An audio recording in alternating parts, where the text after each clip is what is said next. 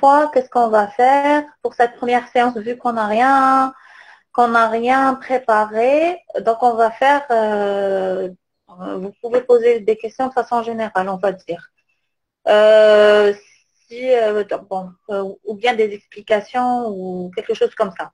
Sinon, pour les prochaines séances, je préférerais qu'on fixe ça par thème. Donc, bien sûr, ce sera à l'avance. Ça sera, donc, on vous donnera ça. Il y a votre collègue qui va publier ça en avance pour préparer le thème.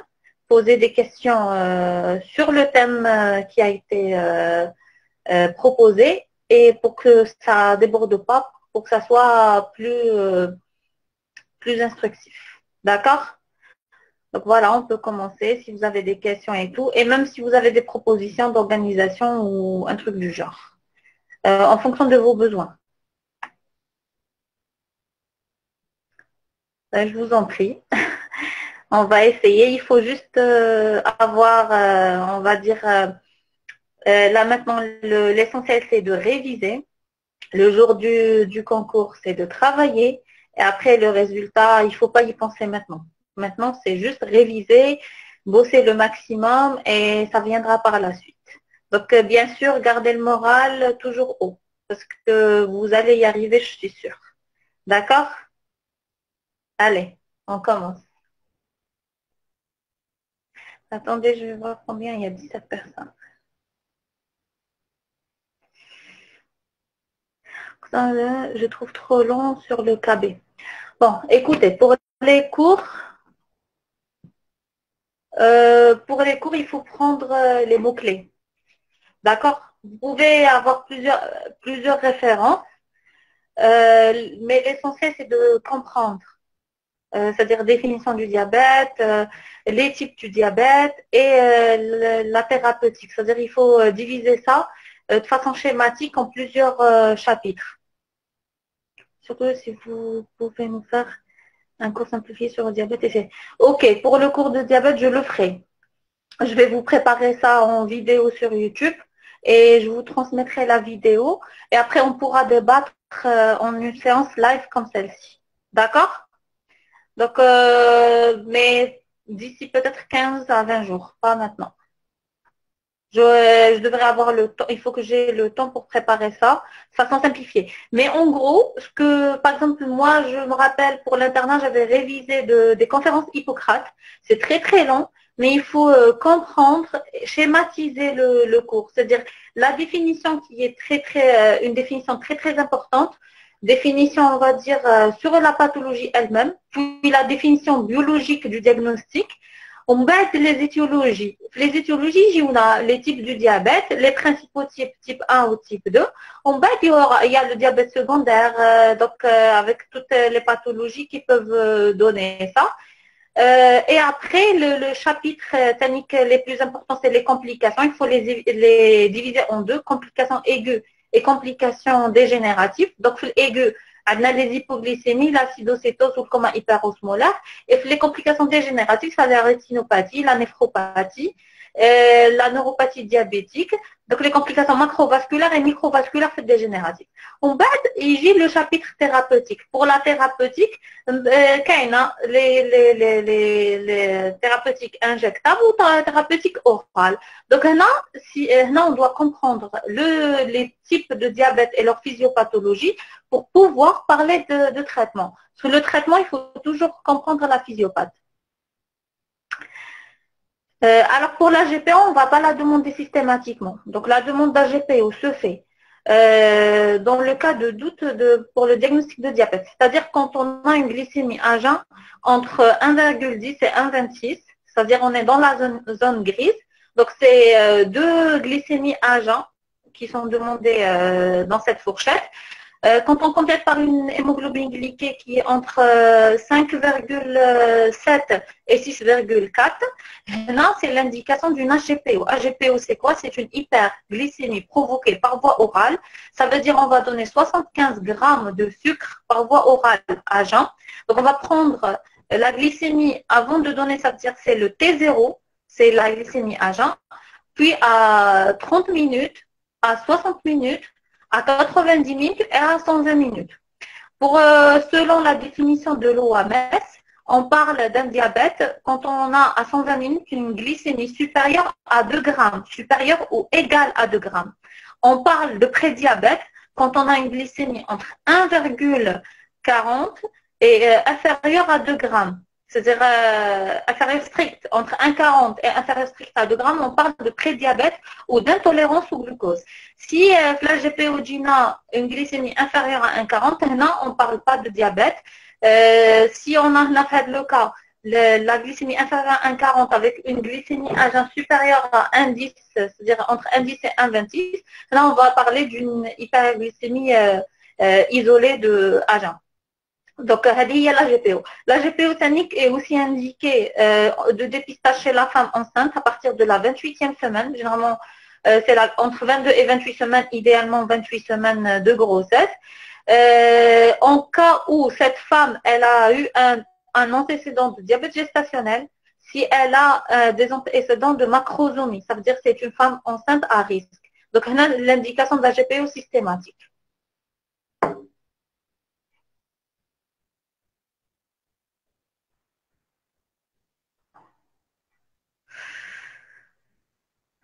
Alors, bon, pour le syndrome métabolique, alors le syndrome métabolique, sa définition est précise, donc il y a des critères.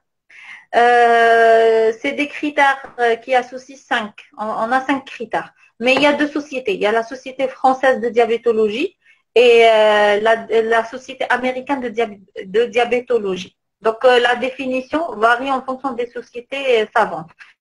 Mais de façon générale, c'est... Alors, on a l'obésité androïde, ça veut dire le tour de taille. Le tour de taille, la définition de la tour de taille, elle varie en fonction des sociétés savantes. Donc, pour la française, c'est 88 chez la femme et 94 chez l'homme. Pour l'américaine, c'est 94 chez la femme et 98 chez l'homme. Je vais revoir la définition avec la dernière mise à jour. C'est l'HTA, donc c'est l'hyperglycémie, c'est HDL qui est bas et hypertriglycérides. Pour le syndrome métabolique, je vais vous faire un cours bien détaillé parce qu'il y a eu des mises à jour les dernières années avec les définitions exactes de chaque société savante. Syndrome métabolique. Donc, on va faire diabète, on va faire syndrome métabolique parce que c'est une pathologie très fréquente et on pose les questions. Ben, de rien, on va vous aider avec le maximum. Donc, diabète. Donc, on va faire un programme. De toute façon, le programme de comme on va faire les cours simplifiés à l'hsab, comment on va dire. C'est-à-dire, c'est pour transmettre les mots-clés et, les prises en charge thérapeutiques. Parce qu'il ne faut pas trop s'inonder de thérapeutique, faire le niveau. C'est-à-dire, voilà, le diabète a les armes thérapeutiques, l'indication c'est l'insuline, l'indication c'est les ADO. Donc, pas la peine de les profondeurs. Bon.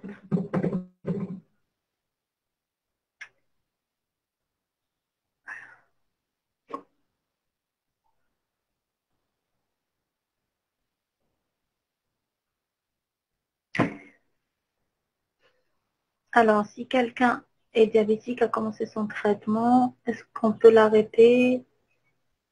Non. Alors, pour le traitement antidiabétique, une fois commencé, on ne peut jamais l'arrêter. D'accord? On ne peut pas l'arrêter. Non, ça dépend quel type de diabète on parle. Donc, pour le diabète type 1 et type 2, on n'arrête pas le traitement, on ne peut pas l'arrêter. Souvent, on voit ça, la question se répète pour les diabétiques de type 2 qui sont sous antidiabétiques oraux. Ils sont équilibrés sous traitement. Ça veut dire s'il est équilibré, c'est sous traitement. Si on va arrêter le traitement, ça veut dire qu'on va revenir à la case départ et revenir à un déséquilibre diabétique. Donc, c'est une idée à transmettre. Dès qu'on instaure un traitement antidiabétique à un patient, il faut qu'on lui explique que le traitement sera à vie. Des modifications posologiques, des adaptations, oui, mais pas l'arrêt.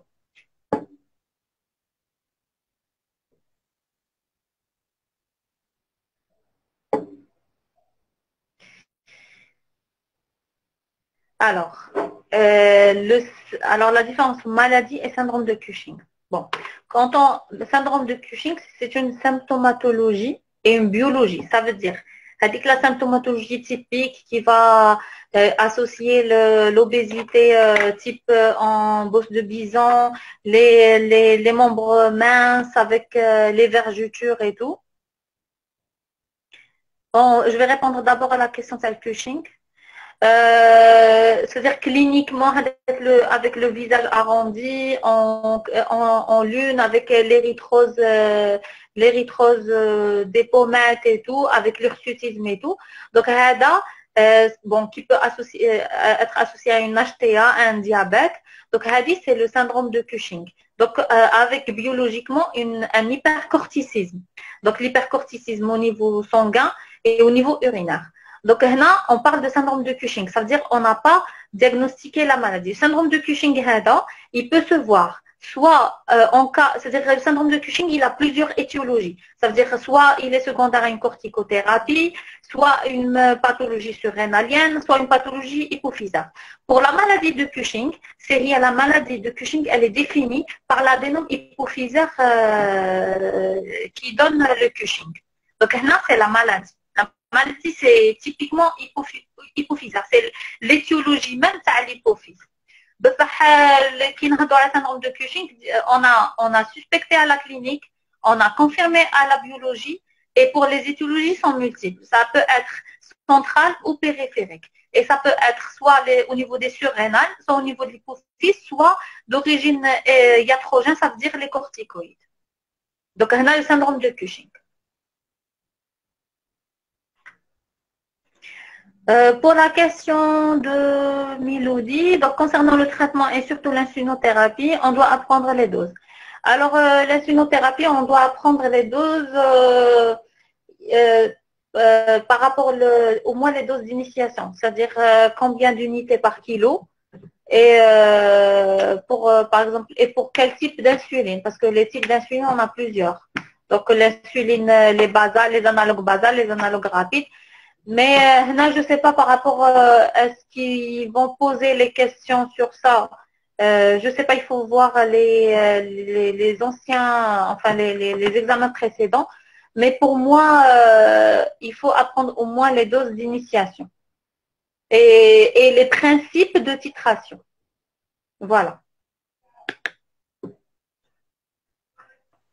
D'autres questions?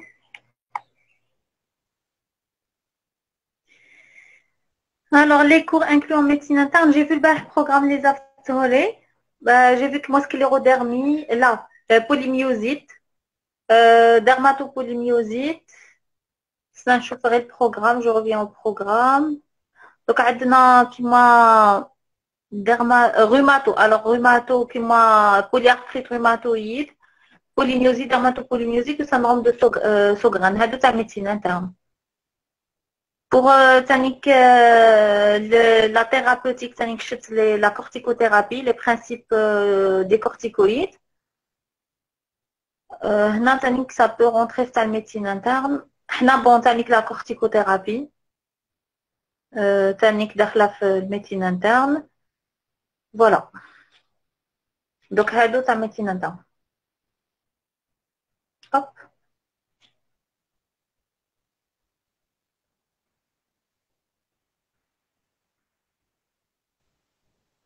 Pour les courses mathoniques, ouais, très bien. Donc, la médecine, je pense on va commencer par l'endocrino. Si j'aurai le temps ou là-dedans, on pourra entamer même ceux de médecine interne. Ça qui moi, Sjögren ou polymyosite, dermatopolymyosite, on peut les faire. Oui, justement, pour moi, le Sjögren ou polymyosite, dermatopolymyosite, on peut. C'est des pathologies de médecine interne. Moi, le rhumato. En pratique, surtout, qu'est-ce que vous faites au juste? Alors, en pratique pour l'acidocétose diabétique. Donc, on va parler pratique. Un patient s'est présenté aux urgences, d'accord? C'est un patient connu diabétique ou pas. Donc, il y a deux conduites. soit c'est un patient non connu diabétique, donc là on parle d'acidocétose diabétique. La symptomatologie cliniquement, donc généralement ils viennent pour un syndrome digestif, douleur abdominale, nausées et vomissements, et un tableau de déshydratation, d'accord? Tableau de déshydratation avec hypotension, pli cutané, une sécheresse des muqueuses. Donc la déshydratation peut être soit extracellulaire ou globale. Ou bien c'est un patient qui est connu diabétique, d'emblée il vient pour une hyperglycémie qu'il a découvert à la maison. D'accord? Généralement pour les diabétiques, c'est plus facile de suspecter une cétose diabétique que chez les non-diabétiques. Parce qu'il faudra penser devant un syndrome digestif à un diabète inaugural, à une cétose diabétique. Donc là, c'est bon, on a la clinique.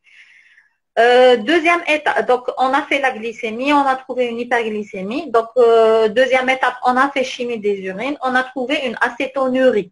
Donc acétonurie, il faut la quantifier, c'est une croix, deux croix, trois croix.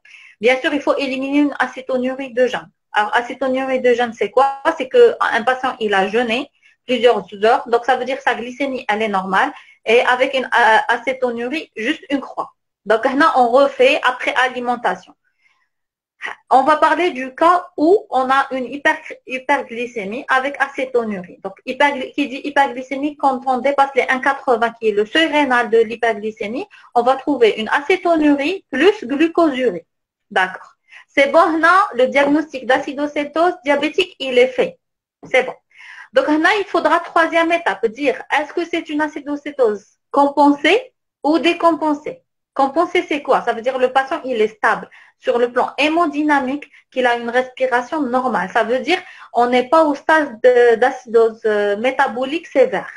Là, c'est-à-dire même la prise en charge, elle est très rapide, très facile et moins compliquée. Soit c'est une acidocétose diabétique décompensée, et là, on commence à avoir les signes de respiration de Kussmaul, ça veut dire la dyspnée de Kussmaul, avec l'odeur cétonique. Et si on fait la gazométrie,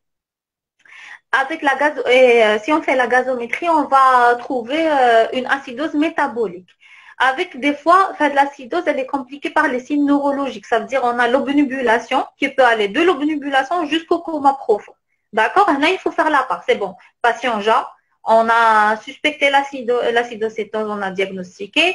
On a fait la part soit diabétique connu ou cétose diabétique inaugurale. Deuxième étape, c'est bon, on a confirmé par chimie des urines. Troisième étape, on a identifié est-ce que c'est une cétose compensée ou décompensée. Dans le cas où c'est une cétose diabétique compensée, c'est la prise en charge en réanimation. Si elle est compensée, c'est la prise en charge au niveau médical. Là, clinique, dans l'urgence, il y a deux volets. L'acidocétose, le mécanisme, c'est quoi? C'est l'hyperglycémie, elle va donner une déshydratation sévère. Ça veut dire le diurèse osmotique accentué. Ça veut dire le patient, il va perdre beaucoup d'eau. Il le perd les urines. D'ailleurs, il va rapporter une polyurie. Donc, il va perdre beaucoup d'eau avec les urines, avec des urines qui sont de couleur claire. Là, ça témoigne d'une diurèse osmotique. Ça y est, donc maintenant, il va éliminer beaucoup d'eau. Ça veut dire qu'il est très déshydraté. Deuxième volet qui vient en parallèle, c'est l'insulinopénie. Ça veut dire soit c'est un patient type 1, on a découvert récemment, soit c'est un type 2. L'insulinopénie, ça peut être soit une insulinopénie vraie, c'est les cas à type 1, soit une insulinopénie relative. Les types 2 qui font soit une infection, une décompensation d'une maladie sous-jacente, ou là un IDM ou là un arrêt thérapeutique pour les patients sous insuline. Parce qu'un patient qui est sous insuline, il était en insulinopénie. Il a arrêté son insuline, c'est bon, il redevient en insulinopénie. Non, donc le volet thérapeutique, c'est important d'associer réhydratation plus administration de l'insuline. Donc, qu'est-ce qu'on va faire? On va faire, bien sûr, après bilan d'urgence qui doit comprendre une FNS, un bilan rénal, urécréa, une CRP, un ionogramme sanguin qui est très important, donc comprenant une natrémie, une kaliémie et du chlore, et aussi la glycémie. Là, pour calculer l'osmolarité. Donc, là, on va donner la réhydratation. Donc, la réhydratation, c'est 1 litre en 1 heure, puis 1 litre à passer en 2 heures, puis 1 litre en 3 heures, puis 1 litre chaque 4 heures. Bien sûr, il faut faire attention que le cœur il fonctionne bien, que les reins fonctionnent bien. C'est-à-dire, on ne va pas s'amuser à réhydrater massivement un patient qui a une insuffisance cardiaque. Le volet la réhydratation. Volet l'insuline. Donc l'insuline, on va donner par voie intraveineuse. Donc de préférence à la seringue électrique. Mais à défaut, si on ne donne pas la seringue électrique, on va donner par chaque heure. Donc on va donner de l'acte rapide en fonction du poids. C'est 0,1 unité par kilo par heure. Donc, là, en intraveineuse. On associe aussi une supplémentation en potassium, KCl, parce que le fait de donner l'insuline en IV, il va créer une hypokaliémie qui peut être fatale pour le patient. La thérapeutique qui doit être commencée en urgence. En parallèle, l'examen clinique, on va chercher une cause de la décompensation. L'interrogatoire, on va chercher un arrêt thérapeutique, surtout chez les types 1. C'est l'écart thérapeutique. On va chercher une symptomatologie, des signes fonctionnels. Généralement, ce sont les pathologies infectieuses qui décompensent un diabète. Ça veut dire qu'on va chercher un antécédent des signes respiratoires, un état grippal, des signes d'infection urinaire, brûlures, mictionnelles et tout. On va chercher des diarrhées et tout. Donc, tout signe fonctionnel qui peut témoigner d'une infection. Que soit l'infection, généralement, les infections cliniquement évidentes, c'est les infections ORL. Donc, tout ce qui est angine, otite ou œil, donc aussi gencive, donc pensez à des abcès dentaires. Une infection respiratoire, donc tout ce qui est dyspnée, une symptomatologie respiratoire fonctionnelle, des symptomatologies digestives, ou bien aussi symptomatologie urinaire, sachant que les patients diabétiques font beaucoup d'infections urinaires. Là, cliniquement, on a cherché. Aussi, il faut traquer l'IDM, il faut traquer l'infarctus du myocarde, surtout chez les patients qui sont longtemps diabétiques, c'est-à-dire 20 ans de diabète chez un type 1, ou bien chez les patients diabétiques de type 2 qui font beaucoup de complications macrovasculaires, c'est-à-dire IDM ou la AVC, c'est-à-dire qu'ils vont rechercher les signes d'un AVC ou cliniquement. On a la clinique. On a déjà complété par un bilan paraclinique, les FNS, CRP, TG ou TGP, un bilan rénal urécréa, ionogramme, avec aussi une glycémie veineuse. Pour chercher une infection. Bien sûr, cliniquement, c'est la fièvre. Donc, la fièvre avec une courbe de température pour chercher une pathologie infectieuse ou une infection inflammatoire. Donc, les examens paracliniques, on fait systématiquement une radiographie thoracique, une chimie des urines à la recherche scénique de leucocytes nitrites, complétée par ECBU. Si on a une fièvre, hémoculture, donc les 3 paires d'hémoculture avec sur milieu aérobie et anaérobie. Si on a, par exemple, aussi il faut regarder les pieds entre les orteils à la recherche d'une plaie d'un pied diabétique. Donc en gros, pour une cétose, il faut toujours chercher la cause de décompensation, qu'elle soit infectieuse. On fait un ECG aussi à la recherche d'une cardiopathie ischémique ou d'une pathologie inflammatoire sous-jacente. Les infections respiratoires ORL, digestives, urinaires et aussi les infections du pied chez les pieds diabétiques. Et pour la paraclinique, radiothoracique, c'est les examens de première intention. Donc, un patient, on l'a admis, s'il négative et tout rentre dans l'ordre avec une bonne thérapeutique. S'il y a une cause infectieuse, on va donner une antibiothérapie. S'il y a bien sûr un IDM, il faut le traiter. Un AVC, il faut le traiter. Donc, il faudra... Et si l'acidose persiste, il faut se poser la question. L'acidose persiste, il faudra se poser la question. Peut-être que le patient il fait une pathologie sous-jacente. Il faudra par la suite pousser les investigations plus profondément. Moi, par exemple, dernièrement, j'ai eu un patient qui a fait une cétose diabétique inaugurale. C'était un myélome multiple. Donc, un myélome multiple sur une cétose. Donc, quand on jugule l'acidocétose diabétique, c'est bon, on arrête la réhydratation, on arrête l'insulinothérapie par voie intraveineuse, on va passer à l'insulinothérapie par voie sous-cutanée, qu'on doit maintenir 24 heures après, au moins 24 heures après la négativation. En bas, on va discuter du schéma thérapeutique du patient, c'est-à-dire typer le diabète, type 1, type 2 ou un secondaire, et choisir la thérapeutique adéquate. Bien sûr, il faut faire un hémoglobine glyquée, un fond d'œil, un bilan des pathologies macrovasculaires, échocardiographie, TSA, et l'indice de pression systolique au niveau des membres inférieurs pour choisir le traitement du patient. Donc voilà ce qui se passe en pratique. S'il y a, à part le mécanisme, si vous voulez, par quel mécanisme IBM peut provoquer l'acidocétose? Alors, le mécanisme par lequel c'est alors c'est par insulinorésistance. L'insulinorésistance, c'est toute pathologie sous-jacente. Elle va provoquer un syndrome inflammatoire. Donc, comme l'IDM, il va provoquer un syndrome inflammatoire à l'âge par nécrose cellulaire. Parce que l'IDM a une nécrose cellulaire myocardique. D'ailleurs, quand ça s'appelle LDH ou TG, un sébum élevé, on peut trouver les CPK qui sont élevés. Donc, ce sont des marqueurs d'inflammation. Donc, quand on a une inflammation, ça donne une insulinorésistance. Qui dit insulinorésistance, c'est l'insulinorésistance égale insulinopénie relative. Ça veut dire que ça va donner l'acidocétose. Pour la question de votre collègue, Fatima, donc est-ce qu'on peut trouver le goitre dans l'hyperthyroïdie et l'hypothyroïdie? Oui. Alors le goitre, on peut le trouver dans les deux, donc dans l'hyperthyroïdie et dans l'hypothyroïdie. Alors, le goitre, par définition, c'est une augmentation du volume de la thyroïde. C'est le goitre. Le goitre n'est pas défini sur un plan biologique, mais plus morphologique de la thyroïde. Car on a une pathologie thyroïdienne, on a la morphologie et la biologie. Donc, on peut avoir un goitre avec une euthyroïdie, on peut avoir un goitre avec hyperthyroïdie ou la hypothyroïdie. Le goitre, c'est l'augmentation du volume de la thyroïde. Donc, on peut le voir dans les deux. La différence entre TRAC et TRAP, on doit différencier.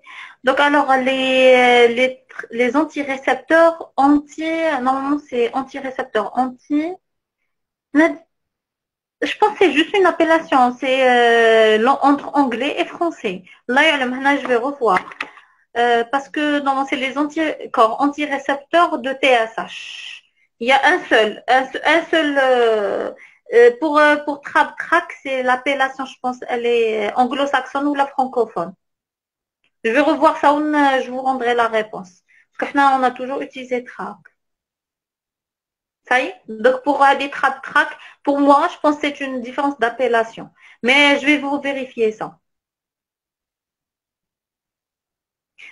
Il faut retenir, pour Hado TRAC, il faut pas se baser sur les abréviations surtout, mais il faut retenir que c'est le dosage des anticorps antirécepteurs de la TSH. Anticorps antirécepteurs de la TSH. Crabes, les frères ennemis des crabes. Bon, je ne connais pas. Induit une hypertrophie et hypersécrétion.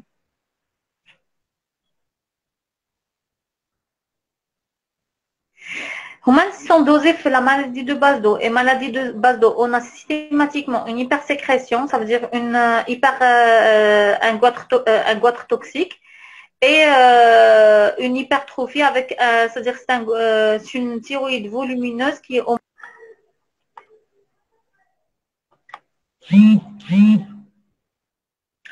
Alors, conduite à tenir devant pied diabétique, côté pratique aussi. Alors, pour le pied diabétique, le pied diabétique, on a le trépied. Trépied, ça veut dire on a 3 composantes.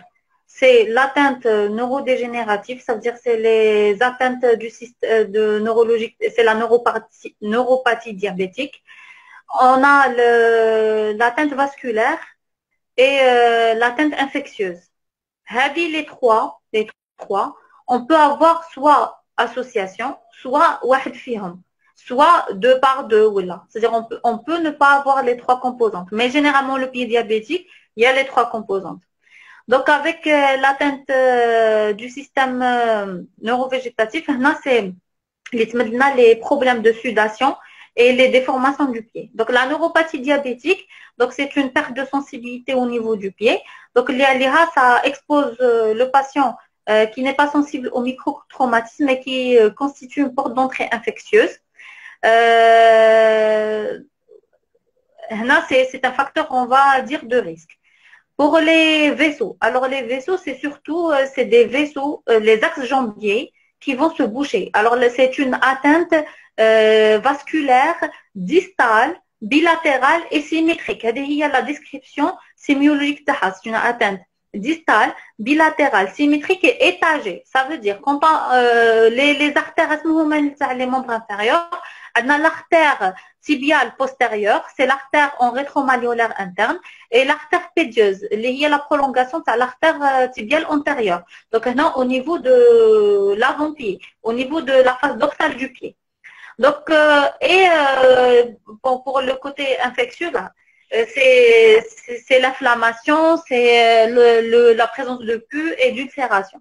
Donc, pour le pied diabétique, quand il vient cliniquement, donc on va l'examen clinique, donc on va chercher les signes d'un pied vasculaire. Des humans cliniquement, on a une dépilation de la jambe, c'est-à-dire qu'on va voir les poils sont absents au niveau de la jambe.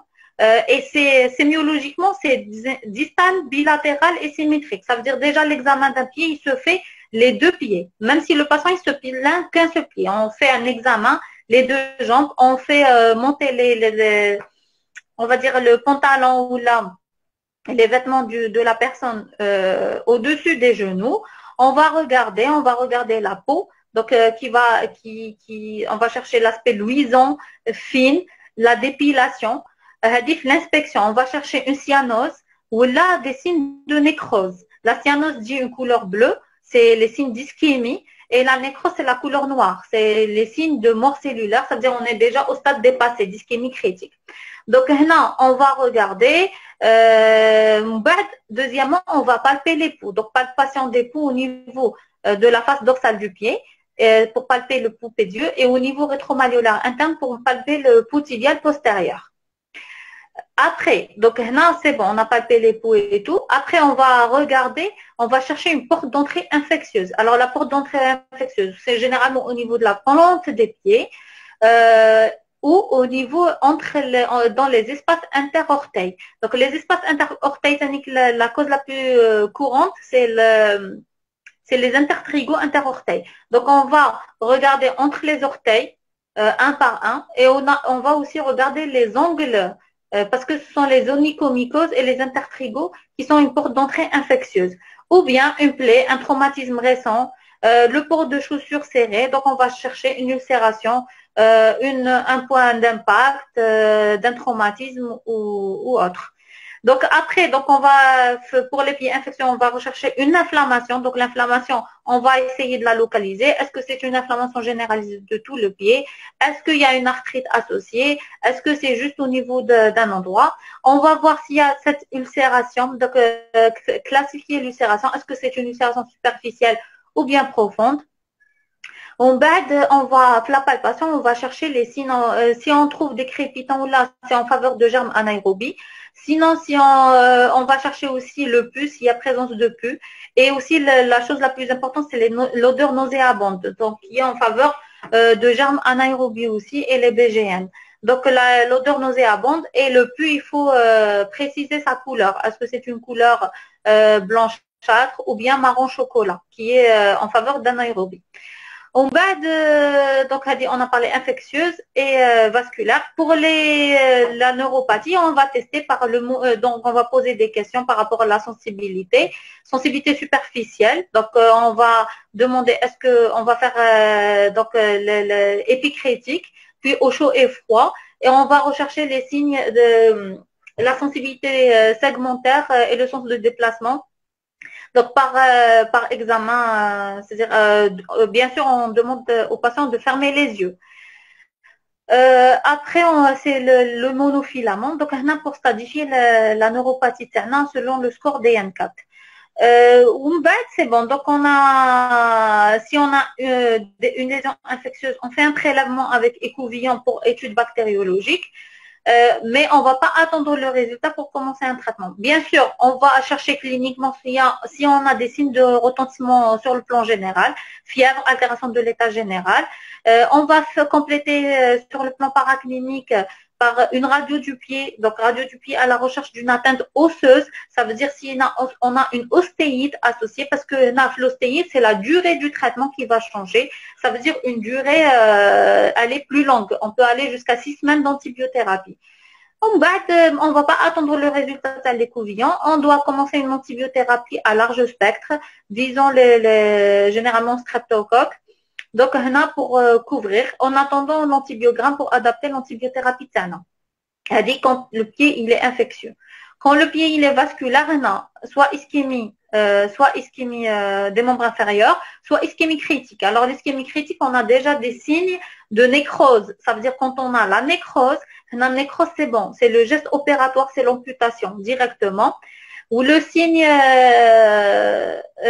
si on a les signes d'ischémie, donc c'est la revascularisation en urgence. Donc c'est avis médecine vasculaire avec on complète par un Doppler artériel des membres inférieurs.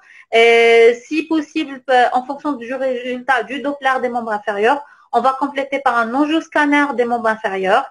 Et on va voir s'il y a indication d'une revascularisation, donc avec soit par voie endoscopique ou là par pontage, ou là par voie chirurgicale. Et pour les deux cas, on ampute ferme le pied, c'est la gangrène. Donc la gangrène, c'est l'association d'un pied infectieux avec ischémie. C'est la gangrène, c'est-à-dire c'est bon, le tissu, il est nécrosé, irrécupérable. La nécrose des tissus, elle est secondaire à une infection, associée à une pathologie vasculaire. Ou l'ischémie critique, c'est quand le membre, il est noir. C'est bon, il est noir. Non, c'est bon. Il est irrécupérable, il faut l'amputer. Mais tous les pieds diabétiques ne doivent pas être amputés systématiquement. Donc, il y a des pieds qu'on peut sauver. Sur le côté pratique aussi, pour le pied diabétique, en dehors des infections et des problèmes vasculaires, il y a le problème de déformation du pied qui peut évoluer vers le pied de Charcot avec le changement des points d'appui. Là, c'est l'indication des semelles de décharge adaptées au pied. Et bien sûr, les soins de pied. Les soins de pied, c'est les soins pour couper les ongles, les traitements d'intertrigo avant que ça se complique, les traitements tonico-mycose. Donc voilà, le pied diabétique en pratique, il faut jouer surtout sur la prévention avant les complications.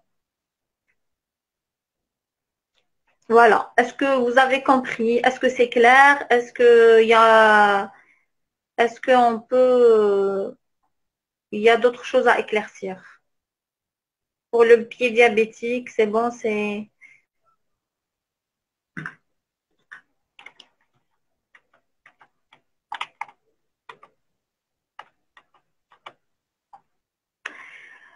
Très bien. Donc, si, voilà. Et le mécanisme. Mécanisme de quoi?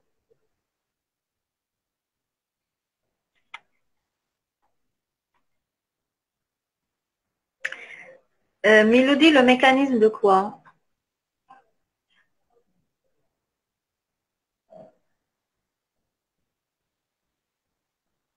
Alors, dans le coma hyperosmolaire, on a une déshydratation globale. Donc, on a une hyperosmolarité. Donc, non, on peut la natrémie, on doit calculer la natrémie corrigée par la glycémie. C'est-à-dire, des fois c'est des pseudo-hyponatrémies. C'est-à-dire des fois on a des hyponatrémies à 132 ou la 130 ou là. Quand on calcule la natrémie corrigée, elle revient normale. Mais il faut calculer aussi la somme c'est-à-dire le potassium, chlore et glycémie pour calculer l'osmolarité. On a une hyperosmolarité, le coma hyperosmolaire.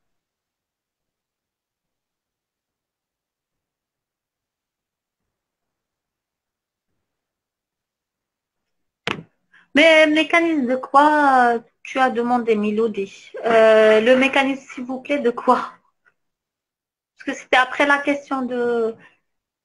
Eh, ça, bon, j'avais pas vu la question. C'est bon, j'avais pas vu la question. Alors, est-ce qu'il y a d'autres questions?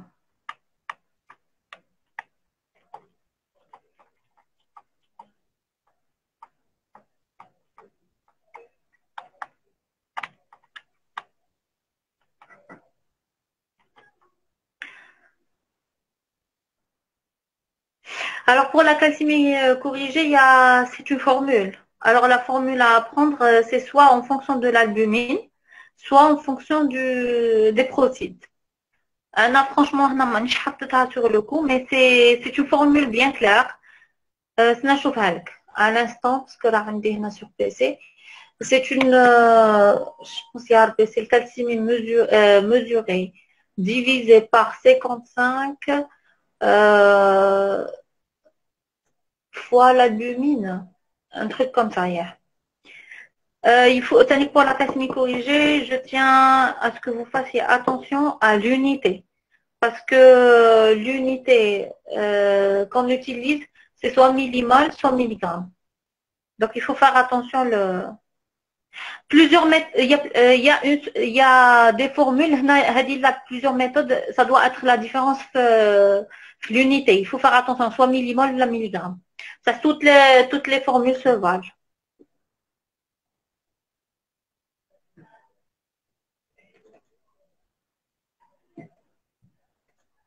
D'autres questions? T'as la calcine Miloudi, c'est bon, c'est clair ou pour la formule, je vais t'envoyer les indiennes. Mais toutes les formules se valent. Hein. Très bien. C'est qu'il faut faire attention à la comme cas clinique et tout. على الكالسيوم ionisé. Des fois, ils mettent le calcium ionisé. Donc, il faut voir les valeurs de calcium ionisé. Oui, alors, je suis devant une hypercalcémie. Fatima, je suis devant une hypercalcémie. Simplement, qui te demandait une calcémie, si tu as demandé une calcémie totale, il est impératif et obligatoire de calculer la calcémie corrigée. Mais j'irai devant une hypercalcémie. On a demandé un bilan, je demande calcémie plus albuminémie ou bien calcémie plus protidémie pour calculer systématiquement la calcémie corrigée. Elle se calcule systématiquement. Je serai en cas d'hypercalcémie. ما تحسبش la calcémie corrigée quand on a demandé calcium ionisé. Les valeurs, les normes, ils diffèrent à la calcium على الكالسيوم على الكالسيمي total.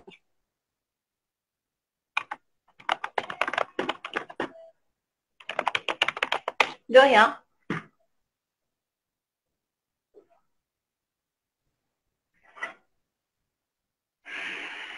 Parce que راكم فاهمين علاش la calcémie corrigée ولا لا؟ راكم فاهمين وكم عارفين علاش on calcule la calcémie corrigée؟ Alors, la calcémie corrigée à l'âge. Alors, la calcémie, comme j'ai dit, c'est la calcémie totale. Qui t'a demandé, il y a une fraction qui est transportée par l'albumine. D'accord? La fraction qui est transportée par l'albumine, ou là, il y a une anomalie في taux d'albumine, ça va retentir à le calcium. Par exemple, qui a dit hypoalbuminémie on va dire, à 18. Ou le calcium, j'ai à 77. Qu'est-ce qu'on va dire? On va dire que j'ai une hypocalcémie. Ça reconnaît le calcium corrigé, j'ai une calcémie qui est tout à fait normale. Donc, parce qu'il y a la fraction, le calcium total, il y a un pourcentage qui est transporté par l'albumine et l'autre, il est libre. Quand on a demandé, on a mis le calcium total. Donc, ça veut dire qu'on a pris la totalité de calcium, lié à l'albumine ou lié à l'albumine. Donc, systématiquement, on calcule avec l'albumine, parce que si on a une anomalie avec l'albumine, on passe pas à côté d'une fausse de faux résultats t'as le calcium. هذا le cas اللي قلت لكم الكالسيوم à 77 total ou plus calcium l'albumine à 18 هنا حسب la calcémie corrigée donc j'ai normal j'ai calcémie à 92 donc ça sert à rien de la corriger parce que j'ai une hypoalbe c'est plus je vais corriger l'hypoalbe اللي عندي. Quand on calcule le calcium corrigé ou GINA normal, pas la peine. Par contre, il faut voir de la cause à l'hypoalbuminémie. Soit c'est un syndrome néphrotique, soit c'est une dénutrition sévère. soit c'est un syndrome de malabsorption. Donc, là, il faut voir la cause de l'hypoalémie. Alors, la formule à calcémie corrigée, c'est calcium, voilà, calcium mesuré plus calcium mesuré divisé par 0,55 plus réflexe dénominant plus albumine divisé par 90. Je ne sais pas si je peux envoyer des photos, non, dedans. Est-ce que je peux envoyer des photos? Non. Non, je ne peux pas. En fait, je vais... Alors, on fait quoi devant un patient qui présente une hyponatrémie? Donc, on a déjà, c'est le chapitre des hydratations. Devant une hyponatrémie, déjà, quand il y a hyponatrémie, il faut calculer la natrémie corrigée.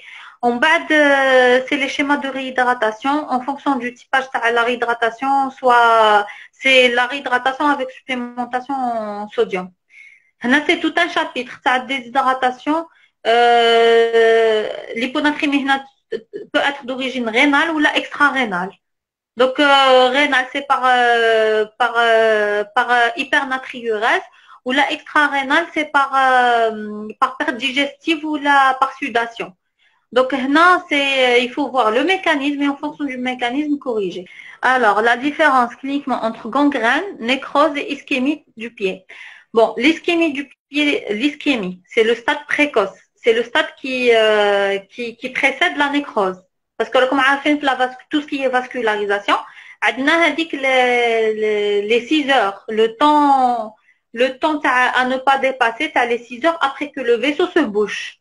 D'accord? Quand un vaisseau se bouche, soit il va se boucher partiellement ou là totalement. S'il se bouge partiellement, on peut avoir une ischémie. S'il se bouge totalement, on va avoir la nécrose qui va s'installer au bout de 6 heures. Donc l'ischémie, cliniquement, c'est une couleur bleue. C'est une couleur bleue, cliniquement, avec une froideur de l'extrémité. Quand on va palper les poux, on va les trouver soit diminués, soit abolis. La nécrose, c'est quoi? La nécrose, c'est une couleur noirâtre. C'est bon, la cellule, elle est morte. L'ischémie, c'est réversible. L'ischémie, si on va lever l'obstacle à le vaisseau, c'est bon, c'est réversible. Cliniquement, bleu, c'est-à-dire que c'est une couleur cyanosée. C'est des signes de dépilation pieds minces, avec peau fine et luisante, ou avec froideur de l'extrémité. La nécrose, c'est une couleur noirâtre, noir, comme du goudron. Et là, c'est la différence entre ischémie et nécrose. La gangrène, alors la gangrène, c'est du tissu qui est mort carrément avec une odeur nauséabonde, cliniquement. C'est un pied qui est, quand on appuie, il y a des bulles, il y a avec présence de bulles d'air, il y a un tissu qui est totalement détruit, qui est carrément détruit.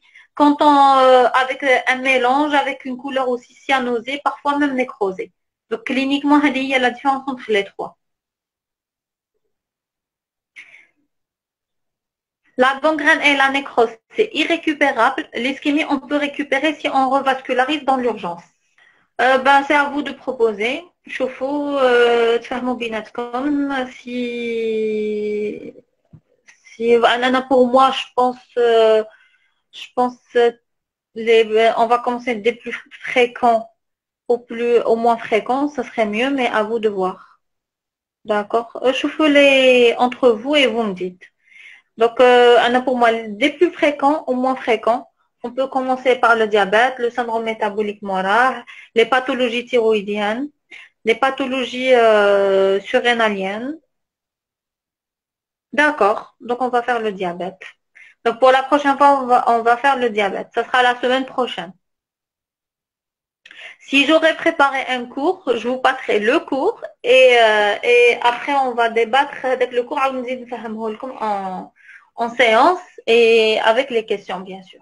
Est-ce que vous avez compris, ça va? Comment vous évaluez?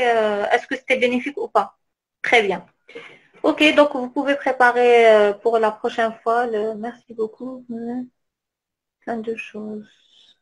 Très bien. Donc, je suis contente. Voilà. Et progressivement, on va faire les cours.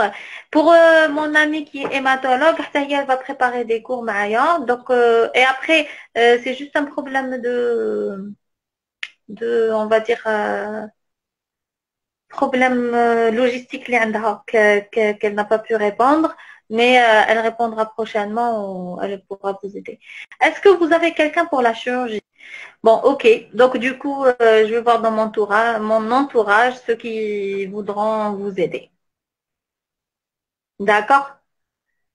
Ben voilà. Oui. Donc pour la chirurgie, parce que je vous demande d'être méthodique. شحال رحنا le mois bon avril. Très bien. Donc maintenant il faut juste être méthodique pour les révisions, hein. Il faut être méthodique pour les cours. Pour les cours, essayez de résumer et tant que راه عندكم الوقت فهموهم très bien. Donc pour les cours فهموهم très bien, il faut les résumer, faire des fiches. On va ça sera facile. Le concours, c'est juste un concours. C'est pas, vous l'aurez, je suis sûre et certaine. C'est juste un concours. C'est pas حاجة extraordinaire. Vous êtes plus fort que le concours. Ben, bon courage. À la prochaine. La source la plus fiable de quoi? Anna, franchement, Anna, Anna, je l'ai passé en 2011. Anna, je l'ai passé en 2011, ça veut dire il y a longtemps. Anna, ça fait 9 ans. On est en 2020, ça fait 9 ans que j'ai passé Anna, le concours. Donc, Anna, à mon époque, c'était Hippocrate, les conférences d'Hippocrate. Anna, j'ai révisé les conférences d'Hippocrate. À mon époque. وكاين هذوك les 400 QCM qui étaient très bénéfiques. هذوك je sais pas là عندكم. هذوك les 400 items. هذوك pas parce que c'était des cours résumés. هذوك ثاني qu'ils étaient très bénéfiques pour moi. Ça a dit il y a 9 ans. Donc il y a 9 ans des choses ont changé je pense. Hein. Le KB même avec jusqu'à maintenant on travaille avec. Hein. Autant que résident on a travaillé avec et même en tant qu'assistant. Pour le DMS j'ai révisé pas mal de KB. Ben voilà, à la prochaine. Donc, on va préparer le diabète pour la prochaine fois. Bon courage à tous. À la prochaine.